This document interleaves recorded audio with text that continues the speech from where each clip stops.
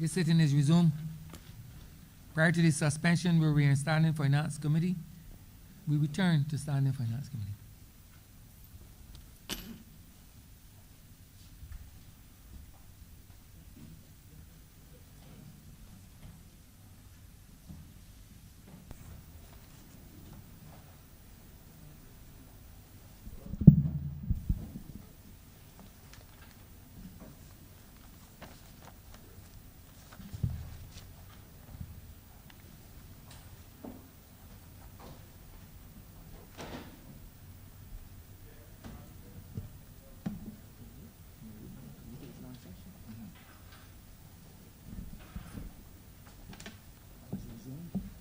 Standing Finance Committee is resumed.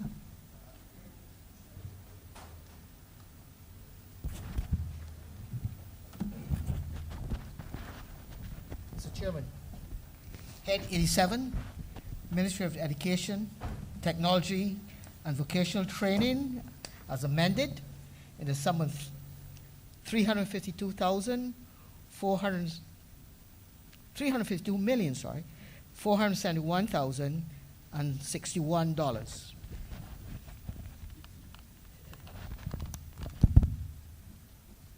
Honourable Member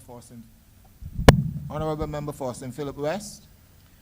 Mr. Chairman, I beg leave of this honorable chamber to join the team from the Ministry of Education, Technological and Vocational Training in the well for the further consideration of Head 87. Permission is so granted, Honourable Member.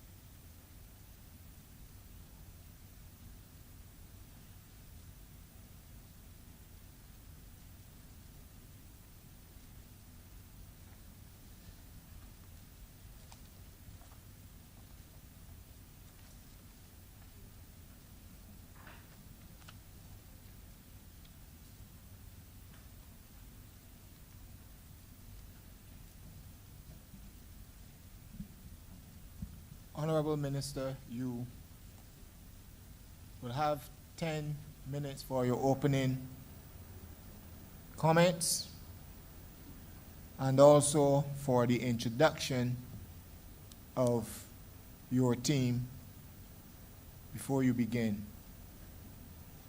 You may now proceed, Honourable Minister.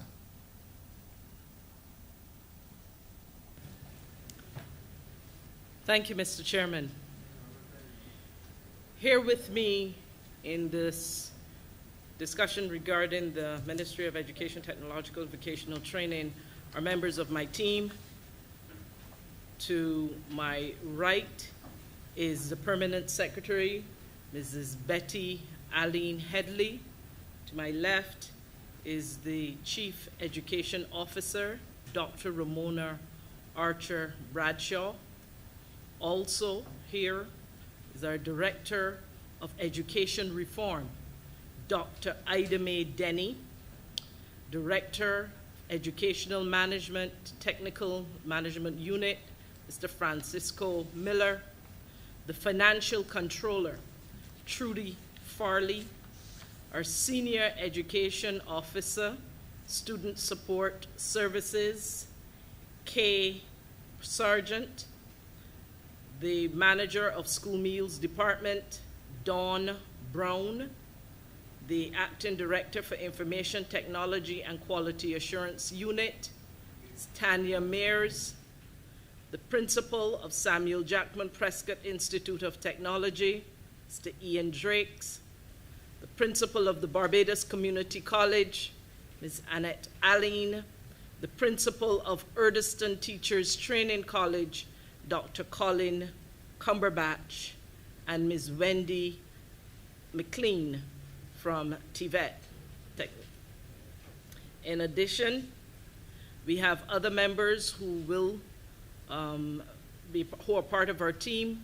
The Barbados Vocational Training Board, Mr. Henderson Thompson, the Barbados Accreditation Council, Lisa Gale, the Technical and Vocational Educational Training Board, Henderson Eastman, Senior Psychologist, Juanita Brathwaite Wharton, our Chief Media Resource Officer, Berkeley Lowe, Deputy Chief Education Officer, Joy Adamson, Education Officer, Henderson Wiltshire, the Manager of Information Systems, Joyanne Goddard Griffith, and Dr. Chelston Brathwaite, Manager and Consultant on certain agricultural related projects which we have at the ministry. With that introduction, Mr. Chair, I wish to say that we are engaging in this discussion of the estimates for this ministry at a time when our ministry has just returned our children to face-to-face school in a phased process after a long time learning from home online. And as many as possible, as soon as possible, as safely as possible, was the theme under which we sought to return our children to school. And I have to thank the Ministry of Health and Wellness and the Ministry of Transport, Works, and Water Resources for their support in helping us to ensure that from a health perspective and from a transportation perspective, we were indeed able to make this period relatively smooth so far. Sir, during this time there was, and we admit so, there was some learning loss, but it is important for us to share with this honorable chamber and certainly to this country that learning loss did not and does not for us mean that all was lost. In fact, learning continued throughout the period of time when our children were at home, and we intend in many ways to use some of the estimates of this financial year 2022-2023 to help us to continue to buttress any fallout that we would have had from that in providing the necessary supports. And as we speak about necessary supports, it is not just the supports for on the academic side or the pedagogical side of things. It is also student support services. We have been able to recognize that there is a need for additional psychosocial supports. We have, as a ministry, and you will see reflected in these estimates, increased the number of human resources that are available to provide the necessary support, not only to students, but to teachers as well as to parents, You will see that we have increased from 9 persons 3 years ago to 38 in-house support professionals, crossing social workers, school counselors, safety officers, special needs education teachers, in order who will move across the system. And in addition, we have guidance counselors who are located in particular schools. And I want to thank the principals who have done an exceptional job of managing this return to face-to-face school so far. I want to say I will ask the Chief Education Officer at the right time to update on how this process of return to school has gone. Generally, it has gone well, but I recognize that this may not be the time nor the place for that, in particular, given the time constraints we have at this moment. We are, in these estimates, focusing on 5 strategic goals. The first one is overall student learning and achievement across the national education system. And one of the important principles on which we operate is that it is not just about our students passing an exam when it comes to their overall learning and achievement. It also has to be, their education also has to be about critical thinking. It has to be about promoting problem solving. It has to be about improving their creativity and encouraging that in meaningful ways. It has to be about their social and emotional skills to navigate in this modern world and to prepare them for the world of work too. We want them to make sure that they have a sense of worth that is not just grounded in them passing an exam and hitting a good score, but that they can contribute within their own capacity in whatever area of their skill or capability. And so you will see that some of the activities and some of the projects to which and programs to which the estimates we are asking for, that we're discussing at this time, that they will be put to would be to ensuring that indeed student learning and achievement across the educational system achieves what I just suggested. Strategic goal number 2 is to strengthen and improve the overall standards and practices for improving teacher quality, the quality of teacher instruction, professional development, and school leadership. Mr. Chairman, quality education is not just what is happening with our children. It is also the quality as it relates to our teachers and our leaders. And we intend, with some of the resources provided in these estimates, to raise the standard of instruction, not just what we teach, but how it's taught, and also how we assess. At Urdeston Teachers College, for example, we are looking to review some of the programs that are there to ensure that they are as effective as we need them to be in creating the quality teacher that we're looking for. There will be continuous professional development workshops that will seek to move professional development through shorter term courses that indeed will build capacity at a faster rate and in a modular way. One of the areas in which we seek to improve quality of education and that are provided for in these estimates are the instruments for evaluating teacher performance.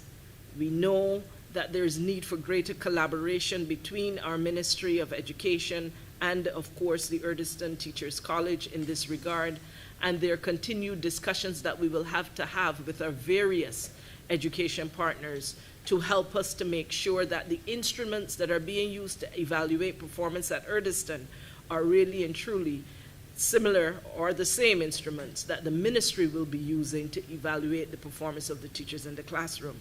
We need to have that alignment to make sure that the standards and the quality that we're seeking for flows throughout the system in a way that is coherent. Strategic goal number 3, which will in fact be addressed by some of the resources we're asking for in these estimates, is to enhance the overall physical infrastructure and the technological and digital profile of our national education system. Mr. Chairman, We have traditionally seen infrastructure as the bricks and mortar, the buildings, and the surroundings. We are in a time, sir, when that has to extend beyond physical infrastructure to the digital infrastructure as well. We have started in the schools already, let's start from the physical, to make electrical upgrades in terms of wiring and PA systems and closed circuit televisions for security. We know that a lot of our school plants are old, sir, and some repairs can happen during school time without disturbing the students. It doesn't have a smell, it doesn't have a noise, it is not intrusive in the environment, it is not unhealthy for them. Those are the types of repairs that can happen during school, sir. And there are others that will simply have to wait until the break time comes. We have here the head of the unit that has responsibility for that infrastructure, who can also provide an update as to where we are as we now return to face-to-face school and seek to ramp up for a full year ahead, should the Ministry of Health and Wellness and the current pandemic, endemic situation continue in a way that so allows. The infrastructure from a digital perspective, sir, we will be continuing to push the fence-to-fence connectivity across the country. We recognize, sir, that it is not just having connectivity for the children so that they can work online and use those various platforms from home, but we recognize that when they're at school, we would not wish to throw away the benefits and the advancements we have made while we were away from face-to-face school. We want to make sure that the school plant is also properly wired and properly connected to allow us still to leverage the internet and connectivity to be able to deliver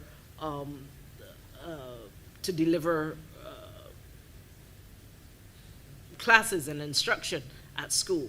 It is not also, though, only about the, it is not only, sir, about the delivery of instruction, but also we want children to be able to access learning management systems that will allow them to do better. We also want to have the capacity to stream some classes, where for whatever reasons, students may have to be away, they are also still able to audit their classes and be able to participate in significant ways. Sir, even as we speak about the ways in which we are going to introduce the digital element into the school system, we have work that will be done by our Media Resource Center, which is looking to bring digital TV, whereby we are able to create new channels for the delivery of educational content.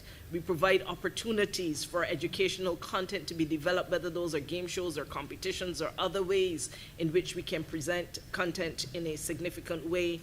And so that we can also do digital recordings, streamings, as I mentioned earlier, and outside broadcasts. And so some of the resources that we have asked for in these estimates will continue to build our capacity to diversify the channels through which we can deliver education, and through which we can also develop content that is more exciting and engaging for this generation of learners.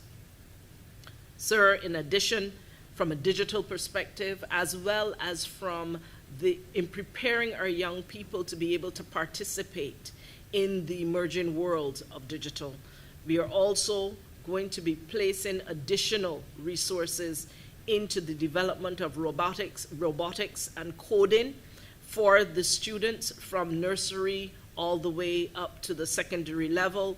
They are all at different stages in acquisition of the necessary equipment, and of course we have our representative here from the Information Technology Quality Assurance Unit, ICQA. We have also recognized that it is not just getting the students ready, but we have to get our teachers ready. And significant training has already started at Erdeston Teachers Training College for teachers who will be able to facilitate that learning, that training related to robotics and coding, etc. We have also developed relationships with international universities, Mr. Chairman, where teacher training using, for example, Tampere University in Finland, where we have been able to assist teachers in developing the capacity to be more innovative in creating content, and we have also been able to contribute to their professional development. Again, we will be expanding those partnerships internationally as well as locally, and we are looking to use some of the resources from the estimates for which we're asking to continue to build in that regard. Mr. Chairman, I recognize that my time may be going short, but I just ask that you allow me to share that there are two other goals, or I should say strategic priorities, that will form the foundation for the activities and programs that we are asking to be funded through these estimates. One, to strengthen and improve the institutional profile and the performance of the ministry, and of course, to strengthen and enhance the regulatory framework and environment for governing our wider educational sector. I believe those two may be more self-explanatory. But as I close the introduction, I want to speak about the significant linkages that we recognize education must have with the rest of Barbados. Education does not happen in a vacuum, and it must be linked to other national development interests of this country. And so you will see in our estimates, and you will see here about our programs, the linkages that we wish to create with health and wellness. School meals, for example, we recognize that non-communicable diseases is a major cause of death and a concern in Barbados. And as we are seeking as a ministry to align our effort in school meals with the national health promotion effort led by the Ministry of Health and Wellness. We are looking to create, not just link food to nutrition, but we also really want to create in the minds of our children the understanding that school meals is not just about the meal to alleviate hunger at a certain time of the day, but that it can really bring nutritional value to help them live longer and to have stronger minds and body to be able to learn and to contribute. There is significant changes we're making in terms of the menu, and we are collaborating with the Ministry of Health and Wellness and Ministry of Agriculture and others to ensure that we are able to bring the best in school meals, and that it not just be a stagnant menu, but it be a menu that can indeed be evolved over time. We also see the linkages, Mr. Chairman, between education and agriculture, food and agriculture.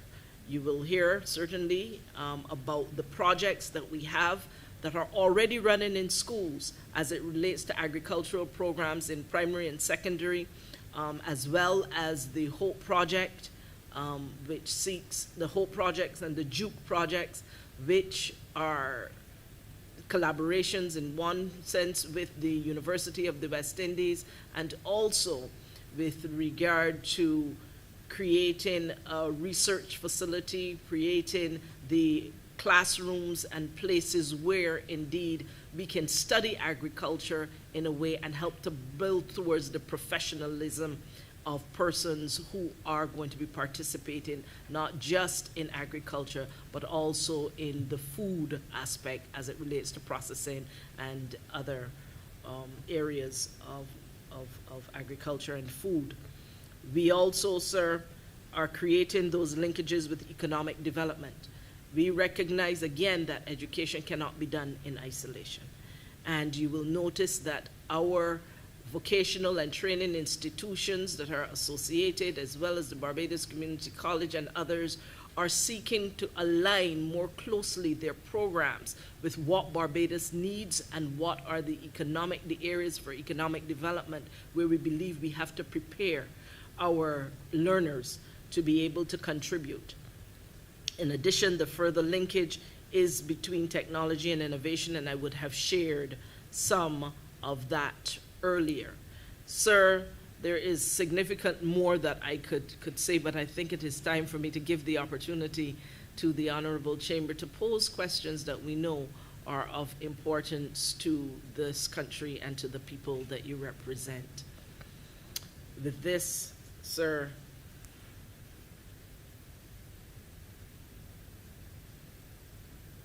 I open for questions. Honourable member, please move the head. I beg to move that head 87 stand part. Thank you, Honourable Minister. And before we proceed further, let me, for the benefit of your team, advise of the rules that govern this session. Honourable Minister, you would have 5 minutes to respond to any question that is posed from honourable members, and members of your team would have 3 minutes to respond to questions as well. But in responding, we're asking members of the team to first introduce himself or herself for the records of the Honourable Chamber. So we proceed with Honourable Member from St. Michael North.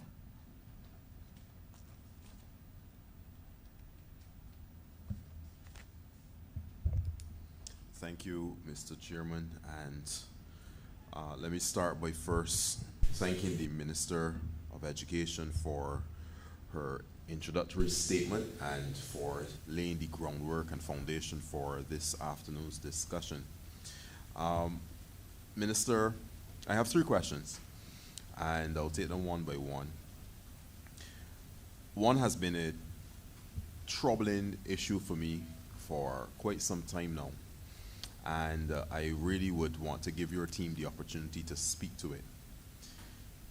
In Barbados, we have mandatory schooling that adds up to about 12 years. I think it runs from 4 to 16, that our children have to be in some educational, 4 or 5 to 16, that they have to be in some educational institution.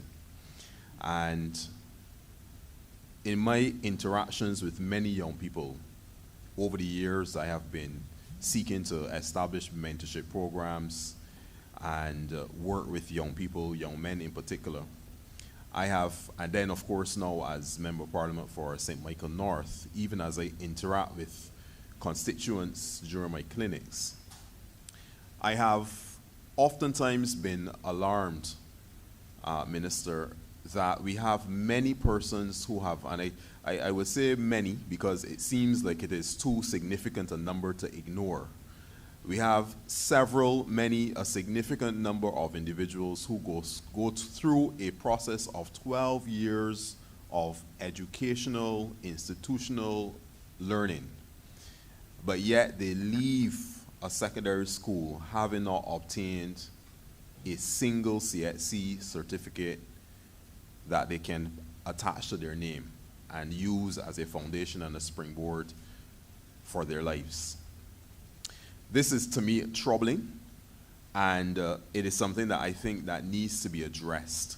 So my first question is, what are the concrete plans that the Ministry of Education has to address the issue of students, citizens, leaving school having not obtained a single certificate that can allow them to engage in productive endeavor in our country? What are the concrete plans that your ministry has to stop persons from falling? We call it falling through the cracks, but it is worse than that. And I think that we need to find a way to address this issue so that every single citizen has the basics. And it goes beyond certificates, Minister and colleagues, because I have encountered several persons, and it may be anecdotal, but I have encountered personally several persons who are incapable of reading and writing and the basic reasoning skills that we would think that they should have, having gone through 12 years of our learning institutions, primary and then secondary. So first question, what are the concrete plans to address this, to ensure that every single young person in our country has a sound foundation for learning and reasoning abilities, that they can have a platform, that they can be successful and productive students and citizens in our country?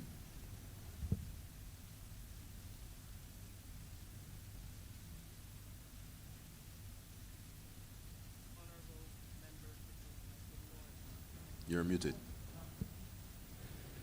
Thank you, Honourable Member for St. Michael North. I have to say to you that I share very much the concern that you have, and this ministry, in fact, shares that concern. And we have been seeking to address this matter through the diversification of the offerings at the school.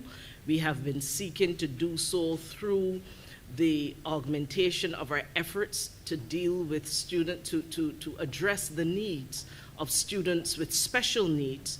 We have recently been putting some additional resources into doing better diagnostic testing to understand and truly get to the root of what is causing some of the challenges with learning, and then putting in place the programs to help support those students, those learners who have been diagnosed with specific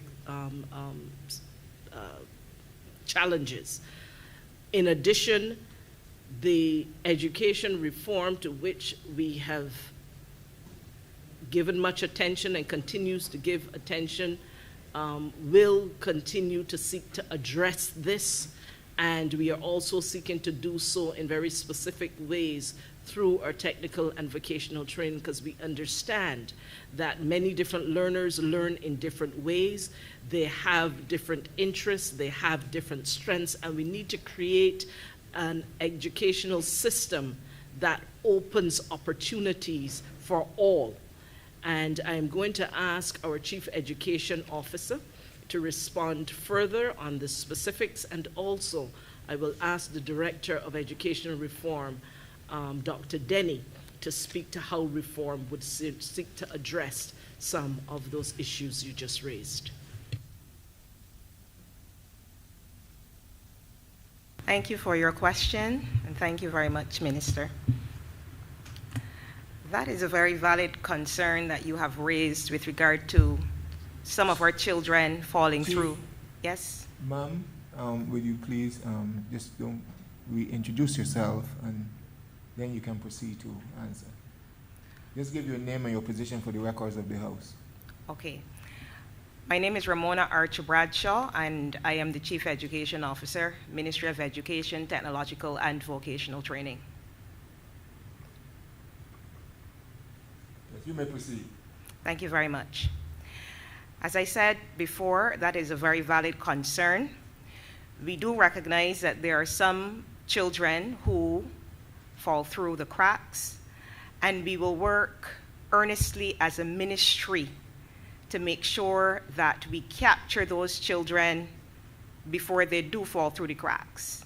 And even when they have fallen through the cracks, we want to make sure that we have alternate pathways for them to follow in order to get back on solid ground.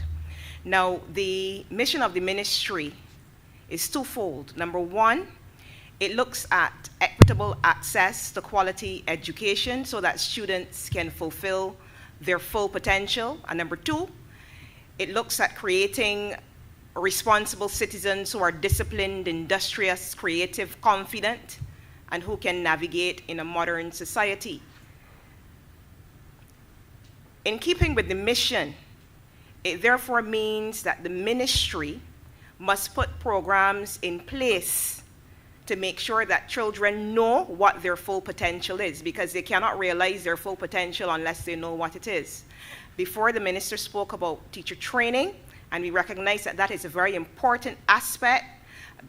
Teachers need to be trained to identify certain deficits in children. We need to move beyond the exam-driven kind of society that we are and recognize other talents in children as well. We have to go beyond the knowledge and look at developing the attitudes and various skills. And the ministry moving forward will intensify its efforts to offer programming in technical and vocational areas.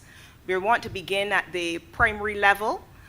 This year, we're looking at offering programs in, we have agriculture, crop production, and so on for our children at the primary level. Because if they're exposed to these things early, at least they can identify their interests early as well. Decoding and robotics will also help with developing certain skills where they can problem solve, they can create, they can innovate. In terms of the certification, CSEC has been a staple for many years, and we are gradually expanding our CVQ program. In addition to that, there is the City and Guilds in English and mathematics. I understand that a couple years ago that was introduced at about 5 pilot schools, and it has been doing relatively well, that City and Guilds certification in mathematics and English. So we want children to be able to be confident in themselves, knowing that they're not defined by examinations, and we are earnestly working towards that. Thank you. I'm going to ask, with your permission, Chair, I'd like to ask Dr. Ida Mae Denny, who is the Director of Education Reform, for her to be able to speak to how reform is going to seek to address the specific question raised by the Honourable Member. Thank you, Minister. My name is Ida Mae Denny. I am the Director of Education Reform at the Ministry of Education, Technological and Vocational Training. And thank you, Member of Parliament, for that question, because it is a question that features very significantly in the reform that we are undertaking. The major objective that we are focusing on in the reform is enhancing student outcomes. Schools exist for students, and if students are not getting the outcomes that are expected of children who have had access to schooling, then we have not done our jobs. So we have recognized that one of the things that is happening in the current system is that a lot of our students are not getting the outcomes that they should have. You are absolutely right. We have children who are going to school for 13 years, actually, not 12, who are going to school for 13 years, and they are leaving school with low certification or no certification. They are exiting schools early, especially our male students. When they reach the level of 4th form, there are significant levels of attrition. So there are a number of things happening in the system that tell us our students are not getting the outcomes that we expect. So the most important objective that we are focusing on is enhancing student outcomes. And the principal activity that we are focusing on in the enhancing of student outcomes is the restructuring of the system. The system as it is currently configured is not meeting the needs of all of our students. As our system is currently configured, teachers and parents are focusing very heavily on getting children to pass an exam so that they can be placed in what people view as the most prestigious schools. And that means that children who are not moving along at the same pace as the ones who are likely to make those schools, they are being left behind. Now, every year, as they are left further and further behind, they develop problems that cause them not to be in a position to achieve the outcomes that we expect of all children leaving the system. So therefore, we are going to abolish the Barbados Secondary Schools entrance exam. I am not saying that the children are not going to be assessed. They are actually going to have an exit assessment. But that exit assessment is going to focus on whether they have met the national performance standards that say that they have satisfactorily completed the primary school program. If they have not, then there is a profile that is going to go with them as they transition that says this is what this child has achieved. And the school at the next level will know what it has to address with those students before they can be moved to the next level of programming. Now, obviously, these children who are constantly left behind are not going to be able to move at the same pace as the ones who operate at the upper level of the continuum. Therefore, one of the significant changes that we are proposing in the education reform is that in the same way that children who are writing CAPE get an additional 2 years in school, we are proposing that all other students also get an additional 2 years in school. If you are at the bottom of the continuum, it means that since you are assured a further 2 years, that your teachers can focus on giving you smaller chunks that are more manageable for you. And in the course of that period, with that extra 2 years, you are going to be able to achieve some level of certification. But also we recognize that there are children who are not going to be focusing on the academic areas. We want, therefore, to ensure that when they do technical and vocational programming, when they do CVQs, and just like the children who are going on to CAPE, they can go on to do level 2 of the CVQ, so that when they eventually graduate from secondary school, they, like the ones who complete CAPE, can move into programs that take them to other levels of higher education. So we understand the point you're making. We are very concerned about that too. And as we structure the restructuring of the system, we are looking at those things and looking to send every child out having reached his highest potential. Now, every child's highest potential is not going to be the same. But if when we are asked, we can say, we have allowed this child to reach his highest potential, to do the best that he can do, then we have done our jobs. And you are not going to find as many, or you shouldn't find any of those students that you are talking about in the future. Thank you. Thank you so much, Minister and team. Good answers, and I'm pleased to hear the plans and the efforts. It really took out my second question, which was going to be specific to curriculum reform and what new programs and initiatives were going to be introduced even at the primary school level, given that the world is changing, and a heavy focus on just English, math, and comprehension or composition would not have been, in my opinion, adequate for our young people to be well prepared for this changing world that we are now in. But I will replace that second question, since you answered it, with another one. And the minister spoke of linkages, and I would want to know how do the various after-school activities feature in the Ministry of Education's plan to accomplish exactly what both of the two doctors would have just spoken on. I remember as a young boy growing up at the Eden Lodge Primary School, and I was what they called at that point in time a Cub Scout. I don't even know if they still have Cub Scouts at a lot of schools. Yeah, there are one or two that still exist.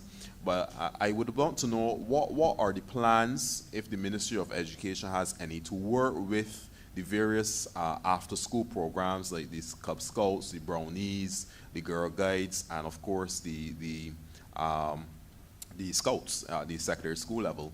What are the plans to work with those entities to ensure that we can develop not only our children academically, but we can also develop them socially so that they become well-rounded model citizens? How do we plan to use those various extracurricular activities and programs to ensure that we have citizens that are civic-minded and that understand their role in a wider and broader society, not only as Barbadians, but global citizens as well? So I just would like to hear if there are any plans to work and to foster those same linkages with such entities. Thank you, Honourable Member. There's certainly, now that we are out, I shouldn't say we are out, now that we are returning to more activities post the period of time when we were indoors during the pandemic, the COVID pandemic, we certainly want to ensure that the school plant is available for these activities to happen after hours. We are continuing to encourage them. You would know that with the Ministry of Innovation, Science and Technology, which I believe the Honourable Member has the privilege to, that there is also some attempt being made at this time to make sure that science becomes one of the linkages we are making across government, and to help to bridge the learning that we wish for students to have, and that we make science fun and that it be part of extracurricular activities. There's also sporting activities and other activities that we would want to see happen, and you spoke of the service clubs. Certainly that is an area that we will continue to encourage to make sure that we are building well-rounded citizens. And I will ask the Chief Education Officer, Dr. Archer Bradshaw, to speak further on the matter. Thank you, Minister. Thank you for your question, Honourable Member. As you are aware, the past 2 years have been quite difficult for us with regard to exposing our children to extracurricular activities. As Minister said, now that school has started, it is an opportunity for our children to access a variety of clubs, engage in a number of activities that can help them to build their social skills. You spoke about Girl Guides and Scouts and so on. Those are staples when it comes to extracurricular activities, and they will definitely be encouraged by the Ministry of Education. We also want to get our children involved in agriculture. So I envision that our students will continue to maintain their plots, the plots that they had before COVID.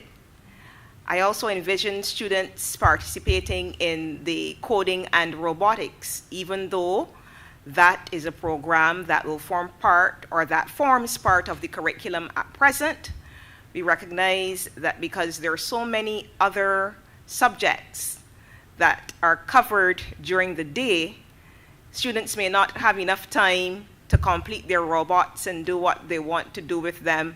As a result, the coding and robotics as an extracurricular activity is very much encouraged.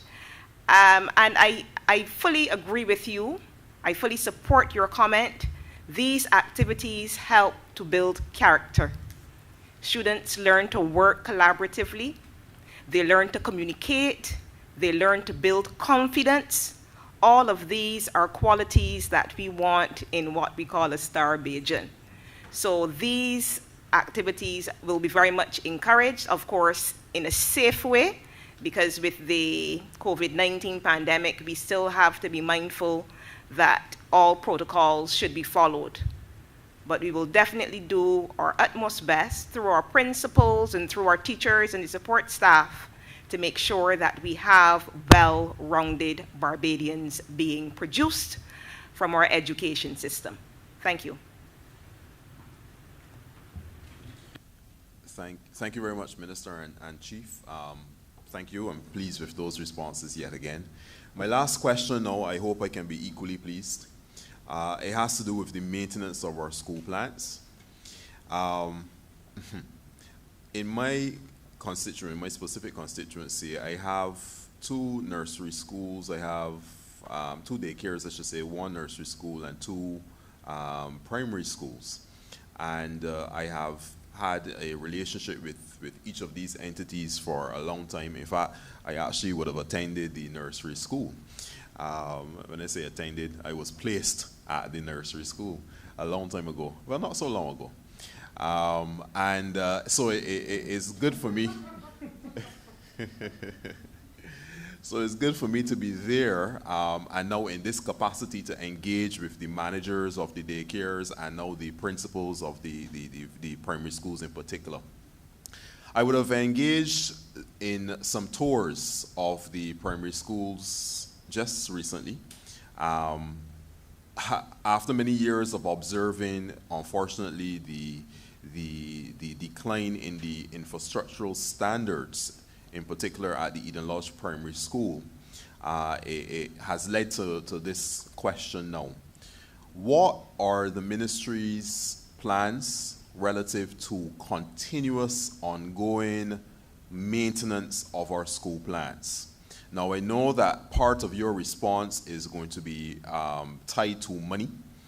I'm sure I will be entreated with information relative to the budget is short and it doesn't have enough to cover all of the schools and all of that. I'm sure that I will hear that, and I understand that because I do understand finance and I understand the restrictions of our current scenario. But I do recognize that this predates this administration, and even several administrations. It's covered many administrations over many years. I find that we have not engaged in continuous maintenance of our plants, and therefore prevention being better than cure has not been clearly the motto of many government departments, not just the Ministry of Education. So we have had little things that could have been dealt with when they were little that turned into big things then that require huge, significant outlays of capital.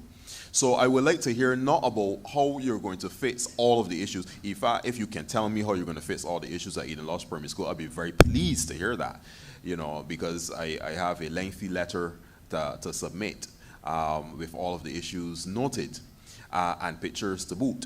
But outside of the massive restructuring and renovation exercise that will have to take place at many of our school plants across the island, I would love to know what is the plan, if there is any, for a continuous maintenance of our schools so that little things do not become big things. I could mention specifics here relative to Eden Lodge Primary School and the Grisette's Primary School, where clearly there has been a lack of maintenance, and that has led to big issues now for the students. It does not, for me, create a pleasing environment. And I'm sure that you, Minister, and your team would agree with me that the environment makes a difference when a child, and not only a child, but when our faculty, our teams, our teachers, our principals walk into a school plant that is dilapidated, that is overrun with things, vermin, pests, otherwise, it is not going to give them the confidence that they need to perform at the best level and to reach their fullest potential. Not only students, faculty as well. It affects all of us. So I would want to know, what is the plan for continuous maintenance of our school plants, not only this year, but going forward? Thank you very much, Minister. To Honourable Minister, I am going to ask Mr. Francisco Miller, who is the Director of the Technical Management Unit that has responsibility for the maintenance of schools. I'm going to ask him to answer your question very specifically, but let you know also that we have had those discussions about how we need to make the management of the assets that we have, to make that a priority and to ensure that it is not just something done on as a problem pops up, but that we're being proactive and being able to do preventative maintenance as well as responding to the usual things that come up.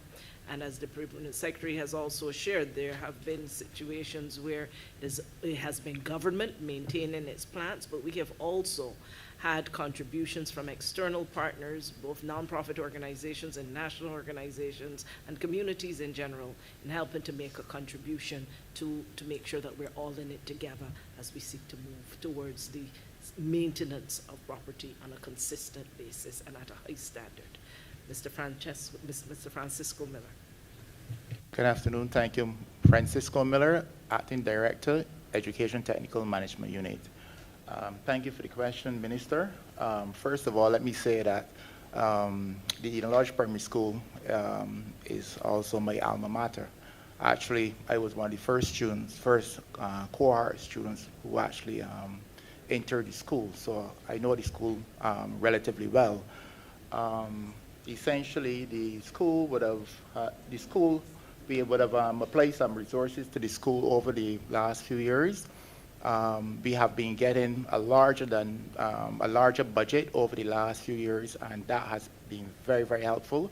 We would have started some repairs on the roof at the school, and that is our intention. We want to do it in a phased basis, where every year we will come and we will do the work until we have completed it, whereas then going forward, we wouldn't have to apply so much resources to, as you said, when we can make it smaller as opposed to looking for $4 or $5 million to rebuild the school. Lawrence T. Gay, we would have done a lot of extensive repairs down there. We would have done repairs during the last domestic summer program and the previous one, and we also have that earmarked for for this upcoming financial year, so that when we get the plant up to a state of readiness, we can just do a small $50,000, let's assume, in order to keep the plant running. But for Eden Lodge Primary, I can assure you that we have that earmarked for work during the upcoming summer program. I hope that in terms of the, I could also allude to the St. George Primary School, where we would have carried out some major refurbishment work there, and the following year we went back and we dealt with the prefabs and stuff like that. So we are going forward with that type of policy where we will ensure that we complete the full refurbishment. We don't have all the funds to do it all at once, but little by little and in a phased basis, we can complete the infrastructure to make the school more inviting to the teachers, parents, and the staff and students. Thank you. Thank you, Minister, and thank you, Mr. Miller. It's good to interact with a colleague and a fellow Eden Lodge Primary School boy. You may have been a couple years my senior, but it's good to meet you and interact with you all the same. I'm pleased to hear about the plans for Eden Lodge, and it sounds, based on what you've said, that there is an appreciation for what I would have said. My comments relative to the need to be more preventative in our approach, more so than looking to fix big and sweeping problems at the schools. So I want to thank the entire team. I can say that I am pleased, and I'm sure that the relevant schools within St. Michael North are also pleased with their responses. I look forward to working with the Ministry of Education, not only as it relates to infrastructural improvements, but also how we can work together, me as Member of Parliament for the area, and also the principals and the ministry, in helping our young people of that area to be developed and have the best opportunities to survive and thrive in this country and in this world. Thank you very much, Minister and team, and thank you, Mr. Chairman, for the opportunity.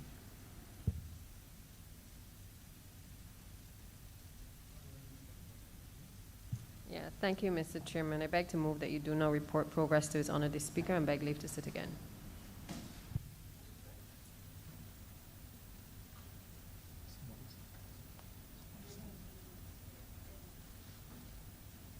The question is that I do now report progress to His Honour the Speaker and ask for leave to sit again. All honourable members in favour, please say aye. Aye. All honourable members against, please say nay. Methinks the ayes have it.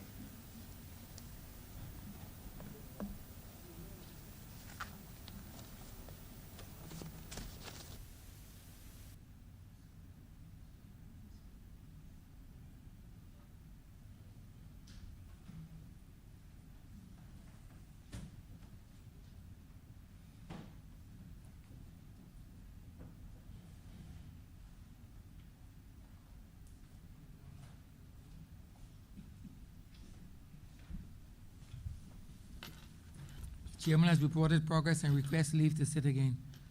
Honourable Leader of Government Business. Thank you, Mr. Speaker. I beg to move the suspension of the House until 2:45 p.m. Beg to second that. The question is that this Honourable Chairman be suspended until 2:45 p.m. All those honourable members in favour, please say aye. Those against, please say no. We think the ayes have it. This Honourable Chairman stands suspended until 2:45 p.m.